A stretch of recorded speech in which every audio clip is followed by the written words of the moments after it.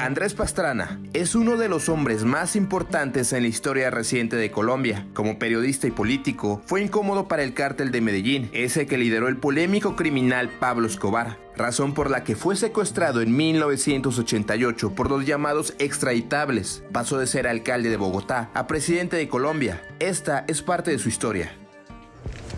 Ellos lo han dicho,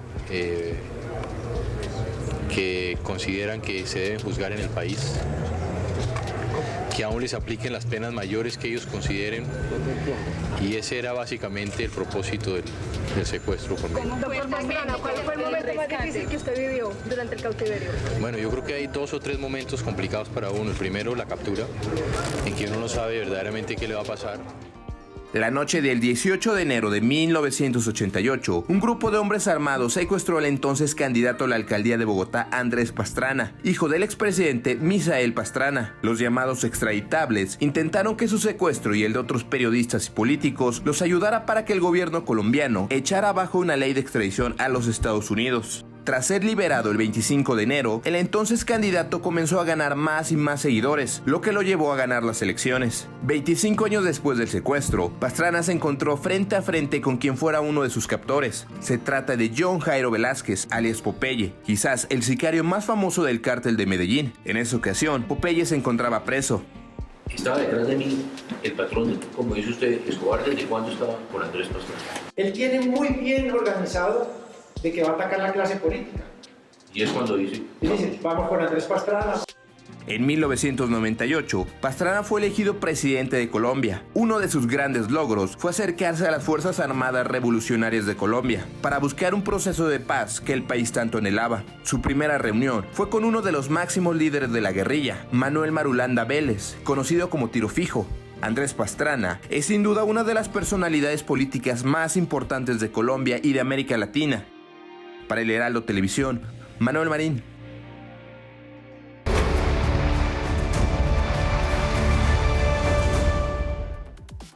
Y es así como le damos la bienvenida al expresidente de Colombia, Andrés Pastrana, aquí en Noticias México. Presidente, ¿cómo está? Muy buenas tardes, gracias por platicar con nosotros. muy buenas tardes, Manuel, muy buenas tardes a Brenda, y muchas gracias por esta invitación para compartir con todos los amigos del querido México. Muchísimas gracias. Son épocas difíciles las que estamos viviendo, por las que estamos atravesando, presidente. Coronavirus, racismo en muchas partes del mundo, pero además de esto hay otras luchas como el narcotráfico, la inseguridad, la economía. ¿Cómo ve todo esto? ¿Cómo ve el panorama general en estos tiempos? A ver, me preocupa lo que está pasando en México, y me preocupa lo de México porque están recorriendo el mismo camino que recorrimos ya los colombianos hace muchos años. Ustedes lo acaban de mencionar con mi secuestro por parte del cartel de Medellín, por parte de Pablo Escobar. Yo siempre he insistido en que hay que combatir el narcotráfico desde que yo ocupaba mi posición como periodista, por eso fui secuestrado, después como político. Creemos que hay que combatir el narcotráfico. Y fíjense en ustedes, hoy en Colombia, 6 carteles mexicanos están actuando en Colombia. La droga hoy en Colombia no la manejan los colombianos, la manejan por un lado los mexicanos, por otro lado las FARC, que después del proceso de paz con Juan Manuel Santos, el grupo encargado de manejar la droga no se sometió a ese proceso de paz y la maneja el cartel de los soles de la mano de la familia presidencial de Venezuela, del narcodictador Nicolás Maduro. Entonces hoy estamos en un sándwich. Estamos con los carteles mexicanos, la FARC y en este caso el cartel de los soles. Si no acabamos con el narcotráfico, es muy difícil que haya paz en Colombia y es muy difícil que haya democracia en Venezuela. Y por eso mismo, hoy lo que le estamos diciendo a los mexicanos, como le decimos a los venezolanos y al mundo, tenemos que aunar nuestros esfuerzos. Y la guerra se puede ganar. Fíjense ustedes, le voy a dar una cifra muy rápida. Cuando yo llegué al gobierno había 180,000 hectáreas de cocaína sembradas en Colombia. Hago el Plan Colombia y entregamos 90,000 hectáreas en 2 años. El presidente Álvaro Uribe continuó con el Plan Colombia y le entregó a Juan Manuel Santos 40,000 hectáreas de cocaína, lo que significa que la guerra la habíamos ganado. No iba a haber productos ni para los mexicanos, ni para los colombianos, ni para los venezolanos. Y Juan Manuel Santos, en un hecho sin precedentes, le entregó a la FARC la fumigación y pasamos de 40,000 hectáreas de coca a un poco más de 250,000 hectáreas que tenemos hoy en día.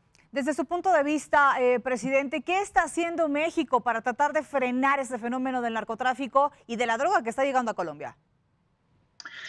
A ver, lo primero que tienen que hacer los mexicanos es que este es un problema de todos. Yo que tengo buena relación con muchos expresidentes de México, especialmente con el expresidente Fox y el expresidente Calderón, a mí me llamaba la atención que cuando Calderón inició precisamente una batalla contra el narcotráfico, lo dejaron solo, como diciendo esta fue una guerra de Calderón. No, la guerra es de todo el país. Fíjense lo que pasó en Colombia. Si no nos hubiéramos unido los colombianos, no hubiéramos acabado con los carteles. Lo que pasó en Colombia es, nos asesinaron los mejores políticos, nos asesinaron los mejores policías, militares, jueces, periodistas, colegas periodistas, y solo cuando nos unimos todos logramos derrotarlos. Fíjense lo que pasó en Colombia. Lo que pasó en Colombia es que el cartel de Cali, el narcotráfico se compró la presidencia de Colombia en cabeza de Ernesto Samper Pizano. Y a nosotros nos llama mucho la atención, porque veíamos también en Colombia cómo hoy estos carteles de la droga que están absolutamente manejando el negocio en Colombia, hoy también todo México tiene que unirse y decir, esa droga puede corromper la política, corrompe los negocios y envenena a nuestros jóvenes. Por eso todos tenemos que unir los esfuerzos para derrotar ese enemigo común que es el narcotráfico. Claro. Presidente, en particular, ¿usted considera efectivas las medidas que ha tomado el presidente Andrés Manuel López Obrador en la lucha contra el narcotráfico en estos días? No conozco las últimas medidas, pero lo que yo simplemente recomendaría es, si la gente de bien de México, si los mexicanos no se unen en su totalidad, no van a acabar con el problema de la droga. Mire lo que pueden pasar en sus pequeños barrios, en los pequeños estados o en los grandes estados, que los niños comienzan a consumir, los niños se son los traficantes ellos mismos, van a comprarse la política, van a entrar, como sabemos, en México, cuánta gente hoy no está financiada por los carteles de la droga. Lo mismo que en el caso colombiano. Y hoy hasta el narcotráfico tiene un narcodictador, que es Nicolás Maduro en Venezuela. Yo siempre he dicho que Pablo Escobar, el sueño de Pablo Escobar es lo que tiene Maduro hoy, que es PDVSA, es la mayor lavandería que hubo en la historia del narcotráfico, es la petrolera venezolana, por donde el señor Maduro, el señor Diosdado Cabello y Tarek El Aissami hacían la lavandería para sacar los recursos de Venezuela. ¿Cómo le ha impactado el COVID-19 a Colombia desde su perspectiva, presidente? A ver, yo creo que el presidente Duque ha hecho una buena gestión. Yo creo que el presidente Duque ha tomado las medidas que son necesarias. Fíjense ustedes, aquí tengo los casos en Colombia, por ejemplo, son 43.000 casos. Sí. Desafortunadamente tenemos 1.400 muertos en 49 millones de habitantes. Pero fíjense que si nos comparamos con Chile, Chile con 18 millones, nosotros con 49, hoy tiene 148.000 casos y más de 2.500 muertos. El presidente Duque ha tomado las medidas, pero yo creo que aquí hay un común denominador, que es para todos los presidentes de América Latina y para todos los presidentes que van a tener que ver con esto del coronavirus. Lo que tenemos que evitar a toda costa es la crisis social. Hoy se están cerrando las empresas, especialmente las que más empleo generan, que son la pequeña y mediana empresa. Y si los gobiernos no gastan para invertir en los sectores más pobres de nuestros países, va a venir una crisis social sin precedentes en América Latina. Porque en América Latina todos los gobiernos tomamos decisiones importantes para erradicar la pobreza. Claro. Veníamos cumpliendo con las metas del milenio, habíamos logrado rebajarlas. Pero fíjense, les voy a contar en el caso colombiano, solamente en el último mes tenemos ya más de 1.500.000 colombianos que no tienen empleo. Se calcula que para el año entrante, si no se toman las medidas necesarias, va a haber más de 16 millones de colombianos desempleados. Eso es casi la mitad de nuestra población. Y ahí es donde viene la crisis social.